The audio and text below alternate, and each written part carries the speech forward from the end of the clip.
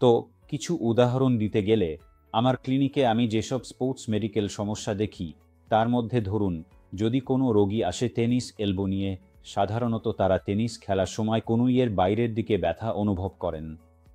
অবশ্যই শুধু টেনিস খেললেই এমন হয় না, অন্যান্য খেলাধুলাও এই সমস্যার কারণ হতে পারে। তাই যখন আমি কোনো রোগী দেখি তখন আমি বিস্তারিতভাবে জানতে চাই তাদের ট্রেনিং প্রোগ্রাম কেমন, তারা কবে থেকে টেনিস খেলছেন এবং কোন কোন শট বা স্ট্রোকে তাদের ব্যথা হয়।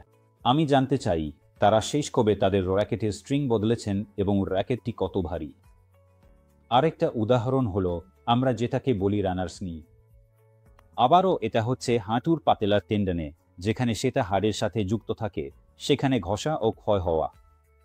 যে কোনো ধরনের স্পোর্টস ইনজুরির রোগী, সেটা শৌখিন খেলোয়াড়, সপ্তাহান্তের অ্যাথলিট কিংবা পেশাদার, সবাই আসে এবং বর্তমানে দৌড়ের প্রতি অনেক আগ্রহ দেখা যাচ্ছে। গত এক দশকে এটা ব্যাপকভাবে বেড়েছে আমি দেখেছি।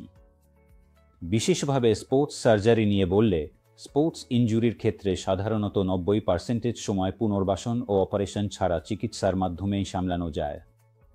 তবে 5 থেকে 10% ক্ষেত্রে সার্জারির প্রয়োজন হয়, যেমন আমি একটু আগে যে রিকনস্ট্রাকশনের কথা বললাম। গত 2-3 দশকে আর্থ্রোস্কোপিক সার্জারিতে যে অগ্রগতি হয়েছে, তার ফলে আমরা এখন ছোট কাটার মাধ্যমেই বড় ধরনের সার্জারি করতে পারি। তাই যেমনটা আমি বলেছিলাম, আমাদের স্পোর্টস মেডিসিন ডাক্তার ও সার্জনদের উদ্দেশ্য শুধু চিকিৎসা করা নয়, বরং কী কারণে এই সমস্যা হয়েছে সেই বিষয়গুলো খুঁজে বের করে সেগুলোরও সমাধান করা। আর একবার চিকিৎসা হয়ে গেলে আমরা দ্রুত ও ত্বরিত পুনর্বাসন প্রক্রিয়ায় নিয়ে যাই, যাতে তারা যত দ্রুত সম্ভব আবার খেলাধুলায় ফিরতে পারে। এটা বিশেষভাবে গুরুত্বপূর্ণ যদি এটা আপনার পেশা হয়।